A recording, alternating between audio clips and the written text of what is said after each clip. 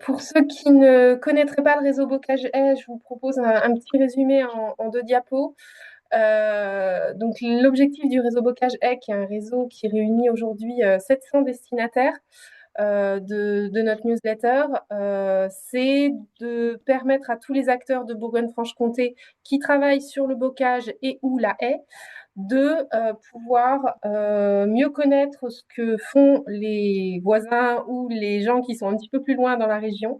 Donc de faire du partage d'expérience, de diffuser les informations sur les observations qu'on peut faire sur l'évolution du bocage, porter à connaissance les différentes connaissances qui peuvent être élaborées, mobiliser les acteurs clés et mutualiser les ressources et puis donc favoriser l'action en partageant tout ça. Donc voilà, par exemple, le réseau a pu coordonner en 2021-2022 le dispositif Plantons des haies, qui a après donné suite au pacte en faveur de la haie. Et puis on suit donc depuis son émergence le dispositif de la région Bocage et Paysages, qui finance également les plantations.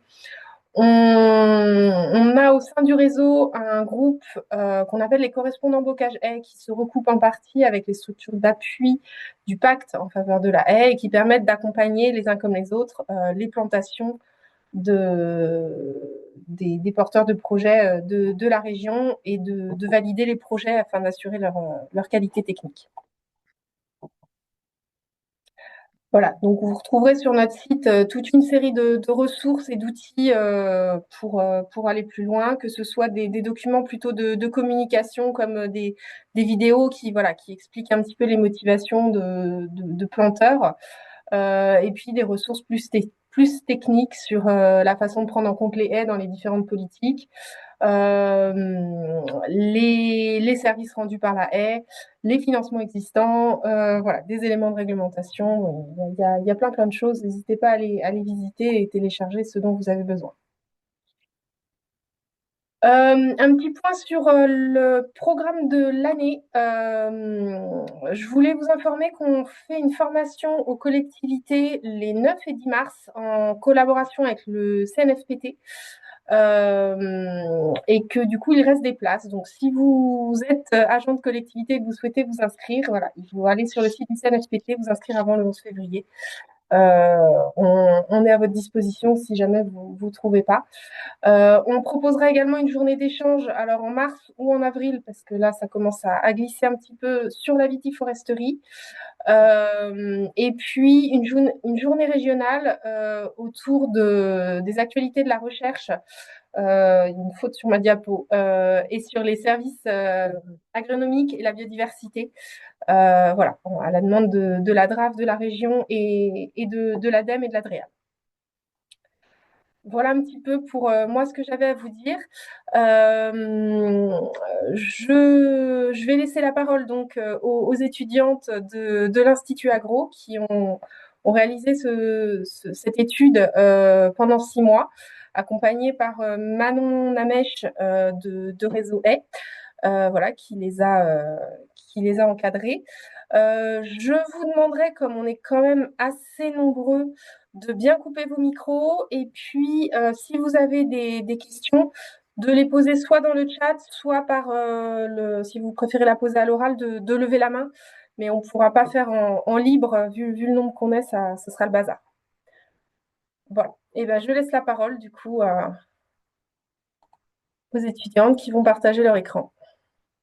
Donc, bonjour à toutes et à tous. Donc, déjà, nous vous remercions de nous avoir accueillis ici pour ce café Bocage animé par Alter Bourgogne-Franche-Comté. Donc, nous sommes 5 étudiantes de l'Institut Agro Dijon. Donc, Camille, Lou, Chloé, Manon et moi-même.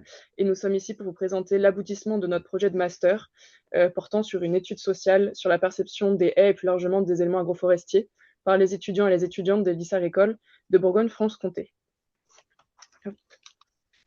Alors, pour ce qui est de cette présentation, elle se décompose en 5 temps. Donc, très rapidement, tout d'abord, on va faire un rappel de la commande formulée par Manon du réseau Haie, avant de vous présenter notre réflexion sur les grandes hypothèses qui vont guider notre travail. On vous dira ensuite quelques mots sur la méthode globale employée durant nos 4 mois d'enquête et d'analyse, puis nous rentrerons dans le dur avec la présentation de nos principaux résultats d'études, en essayant évidemment d'aller à l'essentiel, mais comme ça reste assez dense, vous le verrez, il ne faudra pas hésiter justement à, par exemple, noter les numéros des diapos ou lever la main si cela soulève des questions. Et enfin, nous conclurons sur les freins et les leviers qui ont émergé à la suite de nos enquêtes de terrain auprès des étudiants. Donc, un peu pour présenter rapidement la commande, elle porte en fait sur mieux comprendre les représentations et les freins et les leviers d'intérêt des étudiants et étudiantes vis-à-vis des haies, évaluer leur niveau de connaissance, comparer les perceptions entre les étudiants et étudiantes des filières agricoles et filières environnementales, et enfin de tirer des pistes d'action pour améliorer la mobilisation des jeunes dans les projets agroforestiers.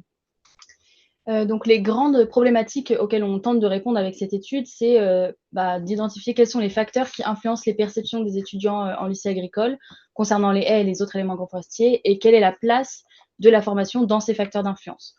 Pour ça, on a différentes sous-questions. Donc la première, c'est de savoir s'il existe une différence de perception entre les étudiants, notamment entre les filières. Et pour ça, on a posé une hypothèse qui est que les étudiants des filières agricoles, donc plutôt les filières Axe-Agri, on vous détaillera tout ça un peu plus en détail après, et ACD, sont moins favorables aux haies que les étudiants en filière environnementale, les GPN. La deuxième question qu'on peut se poser, c'est quel est donc le niveau de connaissance des étudiants vis-à-vis des haies et savoir si les connaissances et les perceptions sont corrélées. Pour ça, on a posé une hypothèse qui est que donc plus les étudiants ont des connaissances théoriques, plus elles sont favorables aux haies, et que les axes agri ont moins de connaissances théoriques que les GPN. La troisième sous-question, c'est par rapport aux facteurs qui influencent les perceptions des étudiants, donc savoir quels facteurs influencent les perceptions. Et pour ça, on a posé donc une hypothèse, donc l'idée qu'il y a différents facteurs qui interagissent sur la perception des haies, et ces facteurs peuvent être la formation, le cercle familial, les expériences professionnelles par l'apprentissage et le stage, ainsi que le cercle social élargi et les sources d'information. Alors à présent, quelques mots sur la méthodologie qu'on a employée. Alors premièrement, notre travail se découpe en 4 grandes phases. Donc d'abord, il y a une phase de recherche bibliographique afin cerner les enjeux, créer nos hypothèses, et une phase de préparation du terrain, par exemple prendre contact avec le lycée, créer nos questions, etc. Ensuite, une phase de terrain qui s'est étalée sur 2 semaines fin novembre, mais qui était quand même assez dense, il faut le dire. Ensuite, une phase d'analyse de données qui s'est étalée sur un gros mois et on est encore un petit peu dedans. Et enfin, une phase de répétition, donc avec notamment ce webinaire qui fait partie de la diffusion des conclusions de cette étude. Alors, pour ce qui est des 2 lycées sélectionnés pour cette enquête, donc il y a d'abord le lycée de Montmoreau dans le Jura et le lycée de Fontaine en Saône-et-Loire. Donc à chaque fois, c'est 4 classes que nous avons enquêtées par lycée. À Fontaine, les ACD, agronomie et culture durable, excusez-moi, pour les premières années. Les axes agri, donc tout ce qui est relié à la gestion de l'exploitation agricole. Donc là, on a enquêté les premières et les deuxièmes années. Et à Montmoreau, on a enquêté les GPN, BTS Gestion Protection de la Nature, des premières années. Et les axes agri, première année et deuxième année, avec un total de 136 enquêtés. Pour ce qui est des méthodes employées, donc on en a utilisé plusieurs afin de nous adapter en fonction des classes et des contraintes de terrain. Donc on a utilisé notamment des focus group pour les premières années, des entretiens semi-directifs à destination de quelques deuxième années, ainsi que des questionnaires profils adaptés soit aux premières, soit aux deuxième années, et enfin la diffusion d'un questionnaire de connaissances. Et donc, en fait, c'est la combinaison de ces différentes méthodes qui nous permet, donc en fonction des classes, quelle que soit leur année, de nous adapter aux effectifs et aux contraintes temporelles et de collecter dans tous les cas l'ensemble des données nécessaires aux analyses. Donc, pour les premières années, les focus group et les questionnaires de profil recoupent l'ensemble des informations que l'on retrouve, par exemple, dans les entretiens semi-directifs qu'on a enquêtés auprès des 2A. Pour ce qui est de la méthode d'analyse, donc il y a eu deux grands types, le quantitatif et le qualitatif, ces 2 méthodes étant en constante interaction en fonction des thèmes étudiés. Pour ce qui est du quantitatif, elle s'applique aux questionnaires profil et questionnaires de connaissances, dont l'exploitation a été faite sur le logiciel Sphinx, qui est un logiciel spécialisé dans le traitement de données d'enquête de terrain, qui crée par exemple des variables à partir de questions et qui utilise des tests statistiques pour rendre compte de la significativité des croisements. Pour ce qui est donc du qualitatif, ça s'est appliqué aux focus group et aux entretiens semi-directifs, et ça a consisté globalement en la retranscription, la synthèse, des catégorisations, voilà, dans le but de comprendre les différentes postures que prennent les élèves à propos du sujet étudié. Donc on va à présent vous présenter nos principaux résultats issus de cette étude. On va démarrer par la perception des étudiants et des étudiantes sur les haies. Alors là, on va surtout se concentrer sur les premières années. Donc en fait, la mise en pratique des focus group auprès des 6 classes de première année, ça nous a permis de faire une première séparation des classes en deux. Les focus group bleus, jugés favorables, et les focus group jaunes, jugés défavorables. Alors globalement, on observe que les GPN, finalement, ils se trouvent tous en bleu, c'est-à-dire en favorable, et les ACD, donc production végétale, plutôt 100% en jaune, globalement défavorable. Les axes à gris, on remarque qu'ils se répartissent plutôt bien à moitié entre ces deux catégories de perception. En réalité, cette catégorisation, elle peut être remise en question parce que ce n'est pas, si on creuse un peu plus, en fait, sans surprise, on remarque que cette séparation, qui est binaire, elle est finalement insuffisante pour rendre compte de la variabilité des perceptions qu'on a observées sur le terrain. Donc pour ce faire, on a opéré cette catégorisation que vous pouvez voir sur cette figure, donc basée sur deux grandes dimensions principales. L'axe vertical qui représente l'avis dominant du groupe enquêté sur les haies, et l'axe horizontal, l'intérêt manifesté pour le sujet des haies de la part des élèves donc, du groupe en question. Et on peut voir que l'ensemble des focus groups finalement se répartit assez bien sur ce double gradient. Maintenant, on va passer à l'état des lieux des connaissances des élèves au sujet des haies.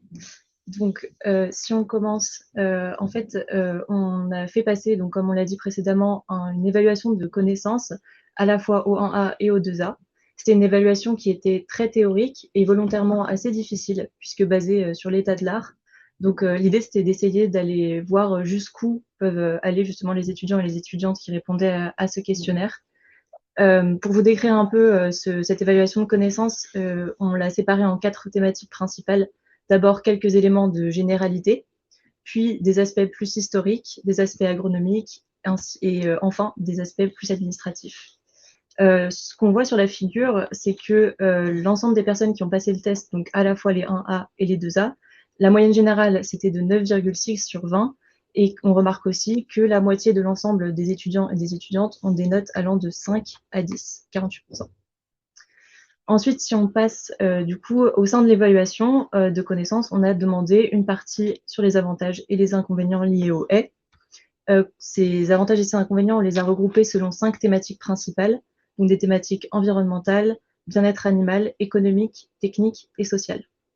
On a retenu quelques points intéressants qu'on va vous présenter d'abord sur les avantages. Sur l'échantillon global des étudiants et des étudiantes répétés, on a vu qu'il y avait 73% de cet échantillon global qui ont, entre autres, cité des avantages qui sont environnementaux et un peu moins de la moitié qui ont cité des avantages liés au bien-être animal. Si on regarde un peu plus dans le détail des filières, on voit que les avantages environnementaux sont principalement cités pour l'ensemble des filières, sauf pour les ACD 1A, qui citent eux plutôt des avantages liés au bien-être animal. Si on regarde plutôt les avantages techniques, ils sont mentionnés par environ 40% des axes 2A et des GPN 1A, et quasiment aucun ACD 1A et axe 1A. Pour ce qui est plutôt des inconvénients, on les a regroupés dans les mêmes thématiques que précédemment. Et on a aussi quelques points assez intéressants, notamment sur l'échantillon global des élèves, puisque plus de la moitié ont cité des inconvénients sociaux. Par sociaux, on entend la charge de travail, du temps, etc. Et 34% de l'échantillon global a cité des inconvénients techniques. Et si on regarde plus en détail par filière, on a un chiffre qui est assez important d'axe 2A, puisque 95% des axes 2A citent entre autres ces inconvénients sociaux. Et on a un peu plus de la moitié des ACD 1A qui citent des inconvénients liés à la technique.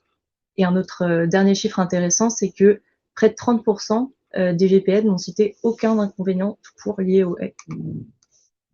Ensuite, si on regarde pour nos 1A interrogés en focus group, on a essayé de croiser leur avis et leur note globale à l'évaluation de connaissances. Et on a pu remarquer, comme on le voit sur cette figure, que les moyennes obtenues étaient significativement différentes selon l'avis des étudiants et des étudiantes, et que du coup, les personnes favorables ont obtenu une note moyenne supérieure à celle du groupe global. Et donc maintenant, on va se focaliser un peu plus sur donc l'influence de la formation, avec notamment le cursus antérieur. Donc pour le cursus antérieur, on a interrogé donc du coup sur 126 étudiants. On va faire un peu un descriptif de l'échantillon. Donc la majorité était en bac pro, donc 67%. Et il y avait ensuite le bac technologique et le bac général. Et quand on se concentre un peu plus sur les filières, on voit que les ACD qui étaient 100% défavorables étaient plus de la moitié étaient en bac STAV.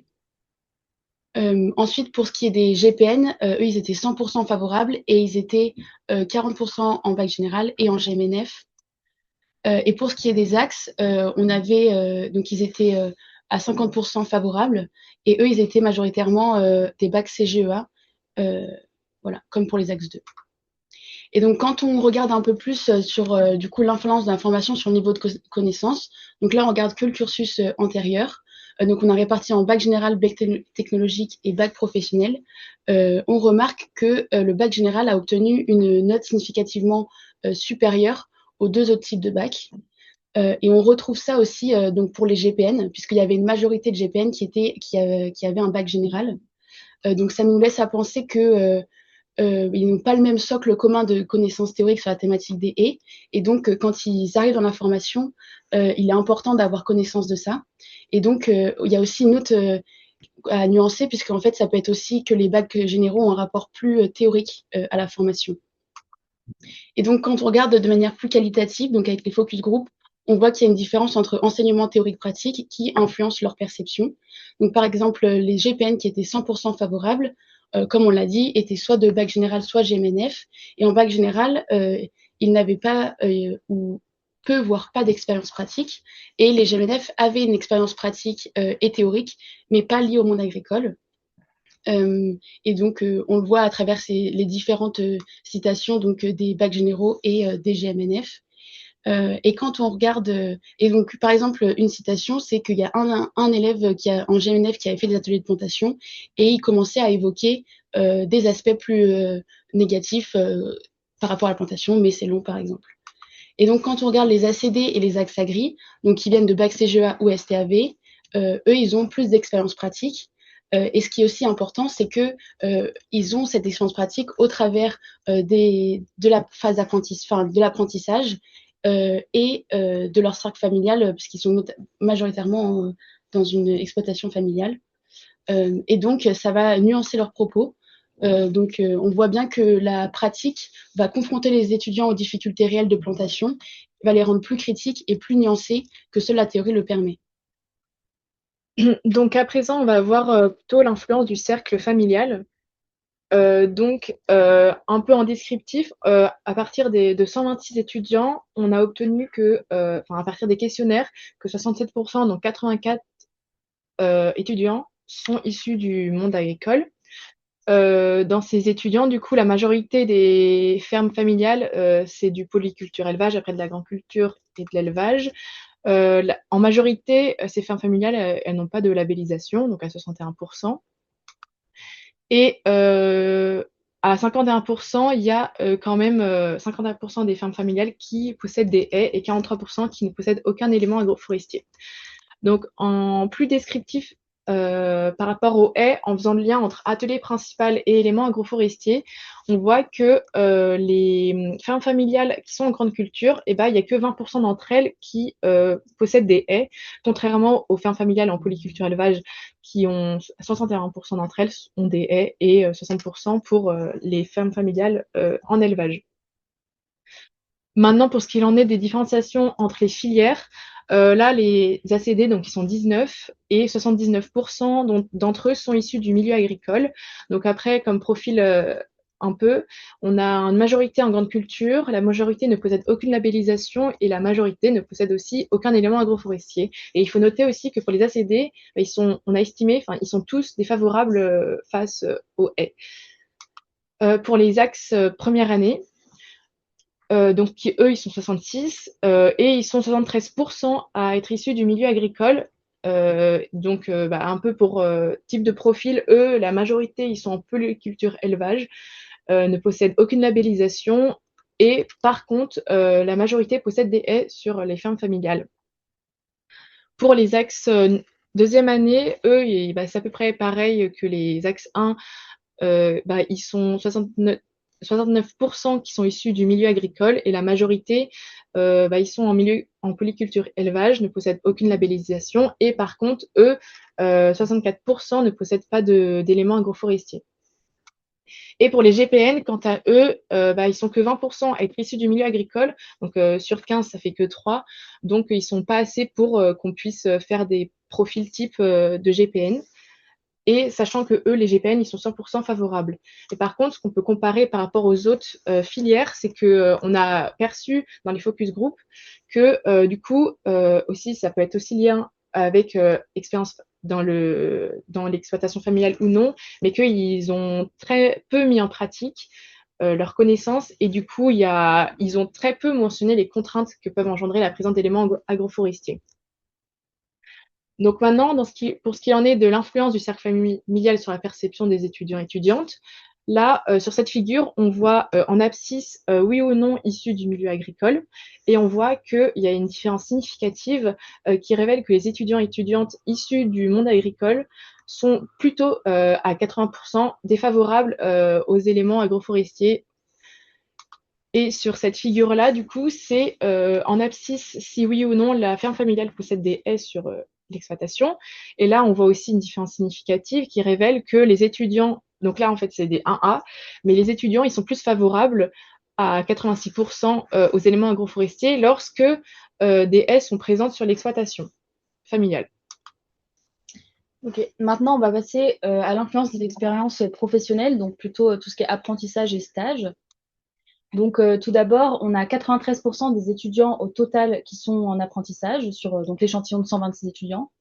Et parmi ces personnes qui sont en apprentissage, on en a 77 en exploitation agricole. En termes d'ateliers, la majorité des étudiants sont en polyculture élevage, puis ensuite on retrouve l'élevage et les grandes cultures dans des pourcentages un peu plus faibles. En termes de labellisation, on a la moitié des fermes qui présentent aucun label, et sinon le label qui est le plus présent, c'est l'appellation, donc AOP, AOC, IGP. Et à noter que le label agriculture biologique, il représente que peu d'exploitations, avec environ 10%. Pour les éléments agroforestiers, la majorité des exploitations possèdent des haies, 60%, et par contre, plus d'un tiers des exploitations possèdent aucun élément agroforestier. Maintenant, on va faire un peu la même chose par filière. Donc, les ACD qui sont 100% défavorables, on le rappelle, sont pour la moitié d'entre eux en exploitation agricole, en majorité en grande culture, ne possédant aucune labellisation et avec aucun élément agroforestier à 80%. Pour les GPN, qui sont un peu leur opposé, donc 100% favorables, en fait, il n'y en a aucun qui effectue un apprentissage en exploitation agricole. Et enfin, pour les axes 1A et axe 2A qui apparaissent donc ensemble, les conclusions sont assez similaires. On a la plupart, enfin la majorité qui sont en exploitation agricole, 95% et 100%. Et sinon, on retrouve donc l'atelier polyculture élevage, soit aucune labellisation, soit des appellations, et ils possèdent des haies. Si on regarde maintenant donc la nature de la structure, en fait, comment ça vient influencer la perception, on voit que ici c'est pas significatif, il n'y a pas de différence significative. Donc, le fait que les étudiants effectuent un apprentissage en exploitation agricole plutôt que dans une autre structure ne semble pas influencer la perception. Maintenant, si on regarde par rapport à la présence ou non de haies dans l'exploitation agricole d'apprentissage, là on voit qu'il y a une différence significative. Et donc, les étudiants qui sont plutôt en faveur des haies sont surreprésentés dans les exploitations qui possèdent des haies, tandis que les étudiants défavorables sont plutôt sous-représentés. Maintenant, donc là, c'est par rapport au lien avec les focus group, donc plus l'aspect qualitatif. On a deux grandes conclusions, si on peut dire. Tout d'abord, le type de production de la ferme d'apprentissage influence la perception des étudiants, notamment, donc on peut se poser par la pratique. On a une opposition nette entre les systèmes d'élevage, qui sont majoritairement favorables, avec des avantages mentionnés comme le bien-être animal par rapport à l'ombre ou l'effet coupe-vent. Par contre, pour les systèmes qui sont plutôt en grande culture, on a des étudiants plutôt défavorables, des focus group défavorables, avec des inconvénients en lien avec les contraintes pour le matériel, la charge de travail ou la concurrence hydrique avec les cultures. Un deuxième point, c'est le discours du maître d'apprentissage qui vient influencer la perception des étudiants, qui est du coup corrélé aussi au type de production de la ferme. On a pour les focus group favorables en bleu des maîtres d'apprentissage qui ont des avis divers, positifs et parfois des discussions aussi sur en fait comment on adapte le travail, la charge de travail et l'organisation pour gérer les haies, et des focus group plus défavorables en jaune qui ont des maîtres d'apprentissage neutres, qui portent peu d'intérêt ou bien qui sont carrément défavorables. Et je vous laisse lire donc les citations. Maintenant, on va passer à notre dernière hypothèse qui est l'influence du cercle élargi et des sources d'information chez les étudiants. Donc tout d'abord, pour nos 1A avec lesquels on a fait des focus group, on a demandé les sources d'information agricoles, donc par quel biais ils s'informaient. Donc même s'il n'était pas possible d'affirmer des différences significatives entre les deux groupes d'avis favorables et défavorables, et ben en fait on peut quand même avoir quelques tendances observables. Tout d'abord, pour la famille, on a les personnes défavorables qui sont 70% quasiment à avoir répondu s'informer auprès de leur famille contre 44% défavorables. En ce qui concerne les contacts pro, ils occupent une place très importante à la fois pour les personnes favorables, mais aussi pour les personnes défavorables. En ce qui concerne la formation, on a une grande partie des favorables à avoir répondu s'informer via la formation, donc 62%. Et si on termine par les médias, la moitié des favorables, donc 52%, s'informent via les médias. Si on regarde d'un peu plus près les filières, on voit que les ACD, les axes 1A et les axes 2A, en fait, on a la famille qui revient en sources les plus importantes. Et ce qu'on remarque en particulier, c'est que pour les GPN, en fait, il n'y en a pas, les GPN n'ont pas cité en majorité la famille parmi les sources d'information agricole. Eux, c'est plutôt la formation, puis l'expérience personnelle. Pardon. Si on fait un focus média, donc parmi les personnes qui ont répondu média à la question précédente, on remarque une forte importance des réseaux sociaux, qui sont en fait cités par une immense majorité des GPN et des axes 1A. Et on remarque aussi l'importance de la presse agricole, qui est citée par une immense majorité des ACD 1A et aucun GPN 1A. Maintenant, on a demandé à l'ensemble des étudiants, donc à la fois les 1A et les 2A, la fréquence avec laquelle ils ou elles s'informaient sur les haies. Et ce qu'on remarque, c'est que la plupart disent ne pas s'informer du tout en fait sur les haies dans leur vie quotidienne. Et quand on regarde le détail des filières, on n'a pas du tout de différence avec cette répartition globale. Également, on s'est demandé si la fréquence d'information sur les haies pouvait être corrélée avec la perception qu'ont les étudiants et les étudiantes 1A lors des focus group. Et en fait, même s'il n'était pas possible de faire de tests significatifs, de statistiques, pardon, pour prouver une différence significative entre les groupes d'avis favorables ou défavorables, on a remarqué que la plupart des personnes défavorables ne s'informent pas et que les personnes favorables se répartissent équitablement entre une fréquence d'information de temps en temps et pas du tout. Également, si on regarde un peu plus le cercle social élargi, à partir de ce qu'on a pu faire lors des focus group avec les 1A, on voit qu'on a peu de discussions entre les filières et les camarades de classe au sujet des haies. En fait, à chaque fois qu'ils les évoquent, c'est plutôt au moment de l'entretien, et donc ce qui peut donner une teinte assez négative ou une teinte de contrainte à chaque fois qu'ils évoquent le sujet. Également, on remarque qu'il y a très peu de débats entre filières et camarades de classe sur les thématiques agricoles en général. Ça peut être dû aussi au fait que les élèves ne se croisent simplement pas entre filières, notamment en Montmoreau, où il y a une segmentation des bâtiments, notamment entre scolaire et apprentissage. Également, les discussions agricoles en général se font au sein des classes, mais avec très peu de débats. Et il peut y avoir quelques discussions sur l'agriculture avec les axes et les ACD, mais c'est assez minoritaire. Ok, donc on vous propose pour terminer cette présentation qui est quand même assez conséquente, on est vraiment conscient que c'est assez dense. Donc voilà, on vous propose d'explorer les apports des entretiens semi-directifs faits avec les 2A d'Axe Agri de Fontaine, dans l'idée de ne pas être redondant avec tout ce qui vient d'être dit évidemment.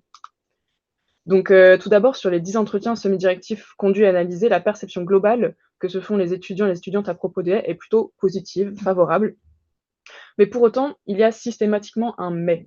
En effet, tous les étudiants, sans exception, ont un avis finalement très nuancé sur cette question, concernant l'astreinte, par exemple, que peut représenter l'entretien, l'incohérence des politiques subventionnistes du passé avec celles du présent, ou encore, par exemple, la différence d'intérêt en fonction du système de production. Souvent, il y a l'opposition élevage vs grande culture qui est mentionnée. En se penchant sur la formation, lorsque l'on écoute les étudiants parler des avantages des haies, on se rend compte qu'ils ont plutôt tendance à s'exprimer au conditionnel ou avec une certaine distance quand on leur pose la question des principaux avantages que les haies peuvent avoir dans l'agriculture. Donc par exemple, ils nous disent que, ils nous ont dit que, ça jouerait, apparemment ça serait surtout bien pour, etc. Donc finalement, on a l'impression que les étudiants restent dans le doute quelque part par rapport à ce qu'ils connaissent de la théorie, dans la mesure où ils n'ont jamais pu le constater de leurs yeux, ce qui montre finalement qu'il y aurait peut-être un espace à investir au niveau de la formation, dans la manière dont sont transmises les connaissances et en particulier les avantages, qui ne doivent donc peut-être pas se limiter à seulement du théorique. On a montré avec les premières années que le cercle familial était un facteur majeur d'influence, précédemment donc. Mais pour aller plus loin, on a constaté avec les entretiens semi-directifs que souvent les étudiants et les étudiantes choisissent un stage dans une ferme ou dans une ferme d'apprentissage qui se trouve sur le territoire d'origine familiale et avec un atelier identique à la ferme de leurs parents. En imaginant qu'il y a une forme de biais de confirmation de l'opinion vis-à-vis des haies ou de l'agroforesterie en général, et ce qui peut même dans certains cas amener à la reproduction d'un modèle productiviste sans remise en question, en tout cas préalable, de l'étudiant. Par exemple, on a souvent mentionné l'idée d'agrandissement de la ferme, de repolitisation, et dans ce cas-là, les haies sont une gêne dans tous les cas de figure qu'ils ont pu observer. Donc même si l'information n'occupe pas la première place dans la fabrique de la perception des haies, c'est peut-être là aussi un endroit où elle pourrait finalement agir. Et donc, pour avoir quelques éléments de conclusion, on va revenir un peu sur les hypothèses de départ qu'on avait formulées pour essayer d'y répondre. Donc, premièrement, l'hypothèse 1 qui était que les étudiants en filière agricole sont moins favorables aux haies que les étudiants en filière environnementale. Donc, on a pu le remarquer puisque les GPN étaient 100% favorables et les autres étaient plus nuancés. Mais cependant, il y a une distinction entre défavorables et favorables qui est insuffisante pour avoir leur réelle perception. Et de plus, les ACD étaient plus défavorables que les GPN, mais ils montraient davantage d'intérêt au sujet des haies. Et il y avait aussi une différence de perception entre filières à nuancer. Et je vous renvoie à la catégorisation des focus group au départ dans la méthodologie. Ensuite, pour l'hypothèse 2, qui était plus on a de connaissances théoriques, plus on est favorable aux haies, et aussi que les axes agri avaient moins de connaissances théoriques que les GPN, on voit déjà que les notes sont globalement basses pour toutes les filières, mais il y a une différence significative, notamment avec les GPN qui sont plus élevés, qui ont plus de connaissances théoriques donc, et sont plus favorables. Mais ils ont moins de connaissances pratiques, donc moins de remise en question, et peu d'arguments pour étayer leur avis. Et ensuite, les axes agri, ils ont peut-être moins de connaissances théoriques et sont plus défavorables, mais ils ont plus de connaissances pratiques et donc un argumentaire plus nuancé. Pour l'hypothèse 3, donc, que différents facteurs interagissent sur la perception. Donc, on voit que ces facteurs semblent effectivement interagir sur la perception des étudiants, mais avec un poids différent. Donc, par exemple, on retrouvait le cercle familial qui avait une très forte influence, qui ensuite découlait des expériences professionnelles. Et puis ensuite, on avait la formation et finalement le cercle social élargi. Et cependant, il y a une limite, c'est que par exemple, pour le cercle social élargi, on avait des effectifs qui étaient trop limités et donc on n'a pas pu tester significativement cette dernière hypothèse. On va maintenant passer donc à la partie freins et leviers, donc pour conclure notre étude. Donc les freins identifiés sont principalement, par exemple, donc que l'exploitation agricole d'apprentissage est toujours assez proche des exploitations familiales, donc dans les mêmes zones géographiques, comme on l'a déjà dit, avec les mêmes ateliers, ce qui entraîne un biais de confirmation. Donc un des leviers pour répondre à ça, c'est d'agir potentiellement sur les choix d'exploitation agricole pour les stages et les apprentissages, en essayant de chercher une diversité de systèmes ou des systèmes davantage tournés vers l'agroécologie. Un deuxième frein, c'est le fait qu'il y a très peu de discussions ou de débats entre les étudiantes, des étudiants et étudiantes de filières différentes. Donc l'idée serait potentiellement de créer davantage de liens et d'enrichir les discussions pour croiser les points de vue. Également, les étudiants et étudiantes ont beaucoup mentionné l'idée que les visites et les intervenants qu'ils voyaient en cours étaient souvent orientés et semblaient vouloir imposer des points de vue sans chercher à les nuancer. Donc, un des leviers pourrait être de diversifier les interventions, viser à avoir des intervenants plus objectifs dans leur discours et avec une approche peut-être moins descendante en laissant aussi la parole aux étudiants pour exprimer leur opinion. D'autres freins et leviers qui ont pu être identifiés sont la pratique qui n'est expérimentée qu'à travers la plantation et généralement les étudiants du coup ils n'ont pas d'idée de la suite de l'entretien, comment entretenir. Du coup l'idée ce serait peut-être plus d'élargir le champ de la pratique, de l'application en cas concret, parce que les étudiants ils avaient une demande à comprendre l'ensemble du cycle de vie, par exemple de comprendre comment planter, les essences qui peuvent être choisies en fonction du sol. Un autre frein qui a été identifié, c'est le frein économique qui est très présent. Il déplore le fait de ne pas avoir de chiffres à l'appui. Donc en fait, là, il y a des vraies attentes sur la compréhension des bénéfices économiques des haies. Et il y a du coup l'aspect rentabilité et monétarisation des services écosystémiques qui sont quand même assez demandés.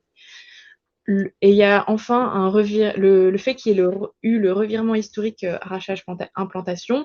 Et du coup, ça a mené à une incompréhension et une méfiance vis-à-vis de ces tendances politiques. Euh, et du coup, là, l'idée, ce serait peut-être d'approfondir le socle de connaissances sur la place politique des haies dans l'histoire. Et voilà.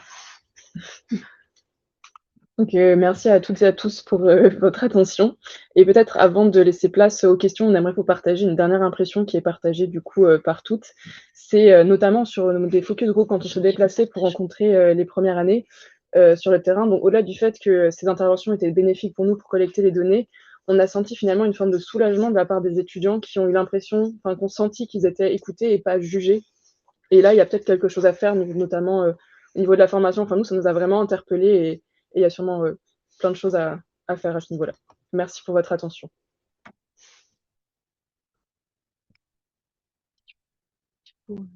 Merci beaucoup pour cette présentation, effectivement très dense, mais super intéressante. Alors, on a quelques questions dans le chat. On va commencer par celle-là, peut-être essayer de les ordonner. Je propose de commencer par la question de Nathalie Delara. Tu veux la poser à l'oral, Nathalie? Je te laisse réactiver ton micro. Ah oui, bonjour. Je ne sais pas si vous m'entendez parce que je suis en voiture. Très bien. Je sais pas si ça fonctionne? Ça fonctionne. Oui, mais en fait, j'ai eu la réponse parce que les étudiants n'ont pas du tout traité du volet gestion. Donc, clairement, c'était uniquement sur le volet plantation. Mais je tiens à vous dire quand même à l'ensemble que les freins économiques, il y a déjà une étude qui a été faite sur les bénéfices économiques qui est en ligne, hein, cette étude sur une gestion durable des haies par la DDT 71. Donc ça existe. Si jamais il y a des personnes qui veulent continuer sur ces travaux, seront les bienvenus. Mais je pense que ma question n'a plus lieu d'être quand j'entends que les étudiants ont travaillé exclusivement sur le volet plantation. Mais après, dites-moi si je me trompe. Merci. Oui, c'était le La cas. question, c'était si vous avez évoqué la question de la valorisation, de la gestion Oui, durable de la haie oui, c'est ça. en termes de production de biomasse et de Tout plaquettes à fait. litières, par Tout exemple. à fait. Oui, oui. Ils ont fait souvent, ils ont pu faire des visites de plantations ou de personnes qui valorisent en bois énergie, par exemple, mais c'était plutôt dans le cursus antérieur pour, par exemple, des STAV, pas Ok. nécessairement en BTS. Ok. Toutes, Merci. quasiment sans exception, mentionnaient vraiment l'idée qu'ils ont tous quasiment connu qu'est-ce que planter, la plantation, mais il n'y a vraiment rien derrière et c'était fréquent à quasiment chaque intervention. Enfin, ça ressortait à chaque fois. Et dans l'évaluation de connaissances, on a demandé aussi quelles pouvaient être les filières de valorisation et on a un pourcentage très important des élèves qui disent, qui ne n'ont répondent pas pas à d'idée, cette question, tout simplement. D'accord. Merci Voilà. beaucoup. Ensuite, on avait des questions de Anne-Marie Figureau. Je te propose de les poser les deux en même temps. Oui, bonjour à tous. Merci. Vous m'entendez? Ouais, c'est bon. Oui. Merci pour la présentation, très intéressant. J'avais une question très rapide. Vous avez parlé des réseaux sociaux qui étaient un média d'information assez important. Je voulais vous faire préciser quel type de réseau c'était majoritairement. Vous avez mis les pictos d'Insta et de TikTok. Est-ce que c'est parce que c'est principalement cela? Et ma deuxième question, c'est les différences entre les cursus sur les apports théoriques dans l'enseignement sur les haies, le nombre d'heures, les contenus, est-ce qu'il y a des interventions terrain, pas terrain, enfin des visites, voilà, est-ce qu'il y a des grosses différences entre les cursus et est-ce que du coup ça influence la perception et la catégorie des étudiants plutôt favorables ou défavorables? C'est peut-être pas un sujet que vous avez traité, mais... Pour répondre à la première question, pour les médias, on n'a pas vraiment cité de chiffres pour dire quels réseaux sociaux en particulier, parce que peu de personnes ont répondu la précision de quels réseaux sociaux ils regardaient. Mais sur 17, on en a quand même 10 qui ont dit Instagram, un tout petit peu moins TikTok. YouTube, c'est assez revenu, notamment dans les entretiens semi-directifs. Donc voilà, on n'a pas cité les chiffres en particulier, mais effectivement Instagram et TikTok en particulier, et sur des fils d'actualité. En fait, les gens ne cherchent pas spécialement à s'informer, notamment au sujet des haies et des thématiques agricoles. C'est plus ce qui arrive vers eux via l'algorithme, du coup, qui peut apporter un bien important. Et pour la deuxième question, donc c'était par rapport au cursus antérieur. Attends, c'était quoi déjà la C'était question cursus intérieur ou actuel que la question se Ouais. posait? C'était sur C'est plutôt le cursus contenus des actuel. formations, en fait. Est-ce que les Ouais. contenus des formations sont très Eh ben, différents alors, en termes de, justement d'approche de la haie et est-ce que ça expliquerait l'impact des perceptions? bah nous, on a pu, parce que à cause de l'étude qui était assez restreinte en termes de temps, on a interrogé que les axes. Donc, c'était des axes 2A à Fontaine. Et donc, eux ont retrouvé qu'ils avaient de l'expérience pratique globalement, soit au sein de leur course antérieure, mais aussi dans leur cursus actuel. Mais en fait, on voyait que euh, leur avis, il n'était pas forcément lié à ça, puisqu'en fait, c'était bien la distinction. En fait, il y en avait 8 qui étaient favorables et 2 qui étaient défavorables. Et en fait, les seuls 2 qui étaient défavorables, c'était pas dû au fait de l'expérience pendant la formation, mais bien par rapport à leur cercle familial. Donc, c'était des exploitations qui étaient sans haies, plus productivistes. Et donc, du coup, ce qui en découlait, c'était que la ferme d'apprentissage était similairement la même. Et que du coup, les avis qu'ils entendaient, c'était vraiment l'impact du cercle familial et de l'expérience professionnelle qui influençait leur avis. Et peut-être pour compléter, c'était effectivement à la base un peu dans notre idée de comparer le contenu des formations, en tout cas dans la théorie sur le papier, mais c'est vrai que bon, on a eu un temps assez limité et on n'a pas eu accès à tout, donc c'était pas possible de comparer en fait. Donc c'est effectivement ça sera à creuser, mais on n'a pas trop pu le faire. Entre en tout cas le papier et le concret de ce qui ressort, on n'a pas assez de données. Ok. Gwenaëlle Martin avait une question sur les professeurs. Est-ce que vous voulez poser votre question en direct? Je peux. La question, effectivement, les étudiants ont un ressenti sur la haie. Est-ce que les profs qui donnent les cours ont aussi un ressenti sur la haie? Et si vous l'avez pu l'expérimenter, est-ce que ça s'avère? Parce que si un prof dit la haie, ça sert à rien, les élèves, bizarrement, pensent que la haie sert à rien. Mais est-ce que les profs ont aussi ce type de formation en amont ou pas? J'espère qu'il n'y a pas de prof. Bah, si, si. Non, mais on n'a pas pu, on n'a pas pu les interroger. Ça, c'est aussi un manque à notre étude, c'est que par manque de temps, on n'a pas pu les interroger. Ça aurait été très intéressant. Et c'est vrai que, par exemple, à Montmoreau, on a pu plus discuter avec la professeure qui intervenait.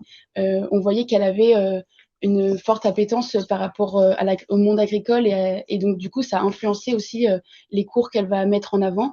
Donc c'est vrai qu'il y a vraiment un travail à faire là-dessus. Après, on n'a pas pu les interroger, donc on ne peut pas de manière évidente le montrer dans l'étude.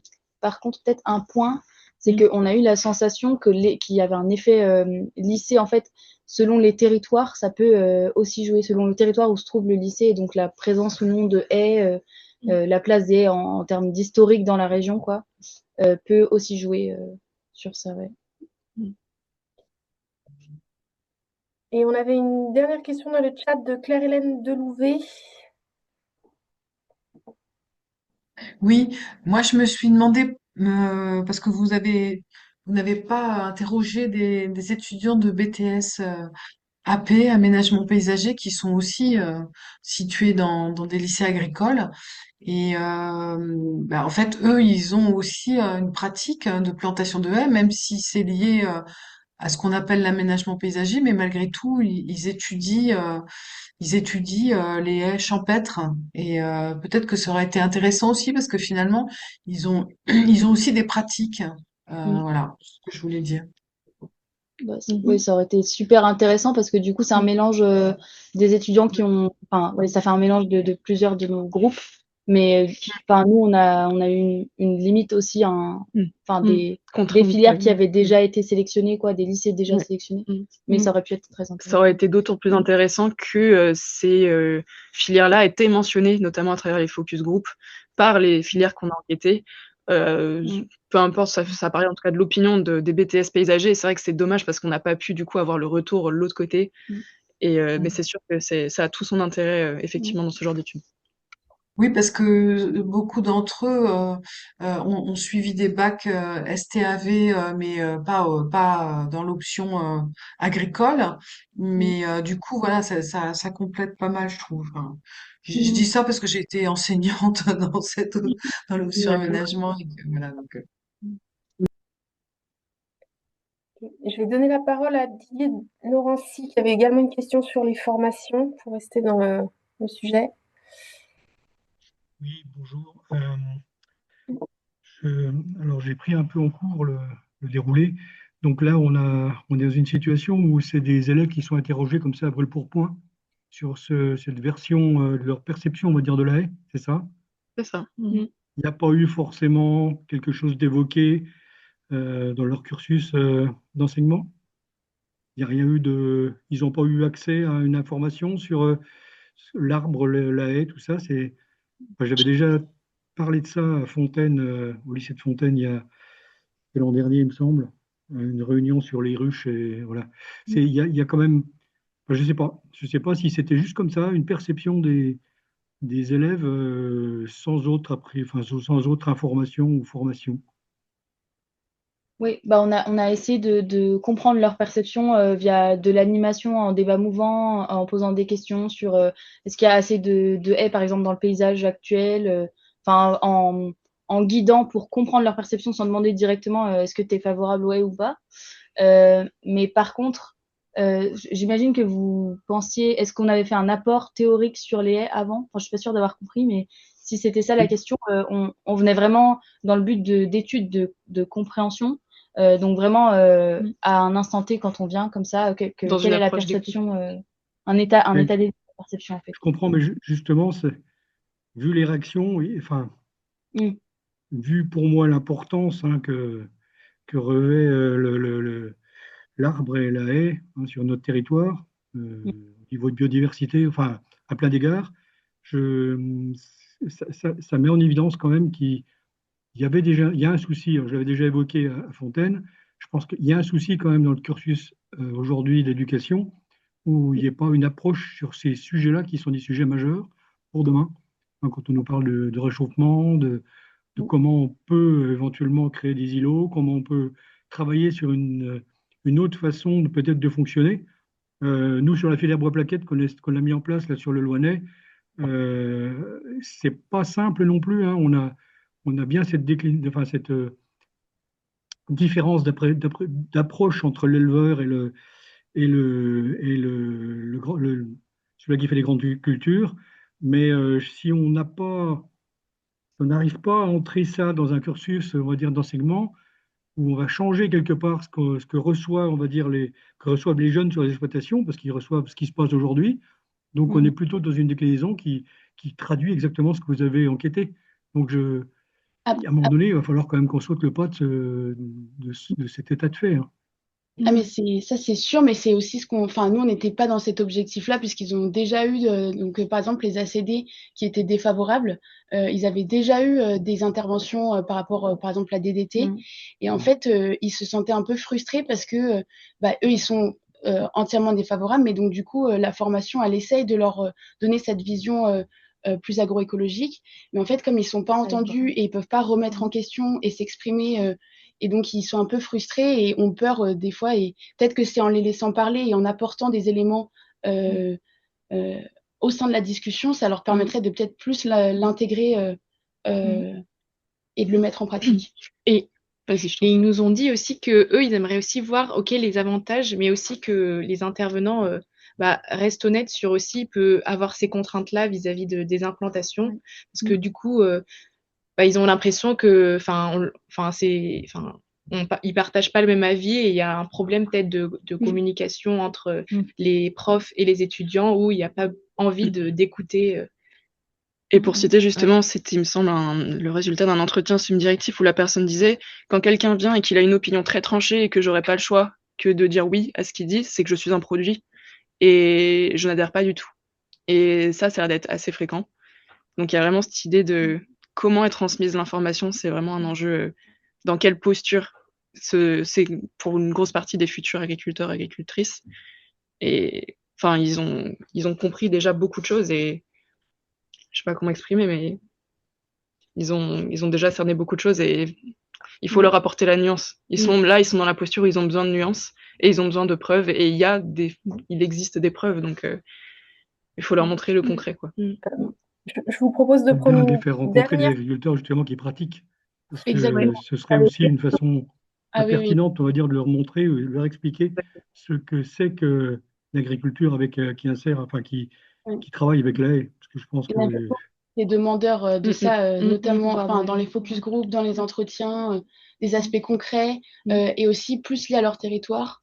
Parce que c'était souvent détaché, enfin, parce qu'ils n'étaient pas en apprentissage ou leur famille n'était pas au même endroit, pas forcément que le BTS. Et donc, du coup, il y avait des différences dans le type de sol et tout ça. Donc, ils étaient vraiment très enclins à avoir plus de retours d'agriculteurs. Il y a vraiment cette idée de voir tous les On approche de la fin de l'heure, je suis désolée de vous couper, mais il y avait encore une question de Marie-Ponce, et puis il y a des mains qui se sont levées également, donc si on veut avoir le temps d'entendre ces dernières personnes, après je prendrai plus de nouvelles interventions par contre, parce que sinon on va vraiment trop dépasser. Merci de m'avoir donné la parole, mais je crois qu'on a eu la réponse tout à l'heure. Vous aviez évoqué les plantations de haies réalisées sur le lycée de Montmoreau, pour voir si les étudiants y avaient fait référence. Oui, Oui. oui, ils y ont fait référence et c'est là où ils ont apporté de la nuance. Du coup, surtout pour les GPN, l'atelier de plantation, c'était hyper important parce qu'ils commençaient à mettre un pied dans voir les réalités. Et donc, oui, les plantations, c'est hyper important, mais c'est un premier pas. En fait, il manque le suivi, il manque. En fait, ils plantaient, mais après, ils n'avaient pas de retour sur ce qu'ils avaient fait et puis pas Même pourquoi si c'était au ils lycée. plantent et tout ça. Même si Ouais. c'était parcelle du lycée, ils n'avaient pas de retour et même si c'était au lycée. Ok, intéressant. Du coup, Yannick, je crois que tu étais la première à lever la main. Oui, bonjour, je me présente, je suis Yannick Sansébé de l'Institut Agro-Dijon et j'ai eu le plaisir d'encadrer ce groupe, voilà, de recherche sur les haies. C'était juste pour situer aussi la commande. Il est vrai que il serait très important de mettre en parallèle le vécu, les perceptions des étudiants et finalement l'enseignement qu'il aurait apporté au sein des lycées agricoles. La commande n'était pas effectivement, il aurait été un peu compliqué, je pense, d'évaluer en fait ce qui est fait au sein des lycées agricoles, même si à travers les dires, les récits qu'ont fait les étudiants, on peut voir en tout cas comment eux ils le perçoivent. Ça, c'est un premier point. Je mettrai aussi le doigt sur le fait qu'il y a eu le programme Apprendre à produire autrement au sein de l'enseignement agricole, que certains enseignants ont fait état aussi des difficultés à engager avec les étudiants, auprès des étudiants, les questions de transition agroécologique, parce que on a affaire dans ces lycées, comme vous avez vu, à des étudiants qui sont issus du milieu agricole, qui pour certains ont déjà une socialisation dans ce monde-là, à certaines pratiques, à une certaine perception des choses, et qu'on a affaire en fait à des initiés d'une certaine façon. D'où l'enjeu, qu'ont très bien soulevé le groupe, de mettre en débat, d'apporter vraiment des expériences, des témoignages, on va dire nuancés, ou en tout cas mettant en balance les avantages, les inconvénients, etc. D'où aussi effectivement l'enjeu d'aborder les questions de non seulement de plantation, mais aussi de valorisation, d'entretien de ces tout ce qui est social. Les contraintes sociales sont beaucoup apparues, et derrière le social, c'est les contraintes de temps, de travail, etc. Donc voilà, c'était juste un petit complément, et bravo à vous en tout cas pour cette restitution. Merci. Merci. Ensuite, on avait Romane de FNE Jura qui avait une question. Oui, merci pour la présentation. J'ai loupé juste le début et je me demandais quels étudiants vous avez eu en BTS Axe parce que moi, c'est des classes que je suis. Je les vois 4 fois dans l'année et je voulais savoir si vous avez eu des retours par rapport aux interventions que j'ai fait et pour rebondir aussi sur ce qui s'est dit pendant les débats, moi c'est vrai que les formations qu'on a avec ces classes-là, c'est plus porté sur la gestion pour le coup que la plantation maintenant que le programme de plantation est terminé dans le lycée de Montmoreau. Et là, du coup, il y a tout un programme d'accompagnement des différentes filières enfin, de Montmoreau sur la gestion des haies.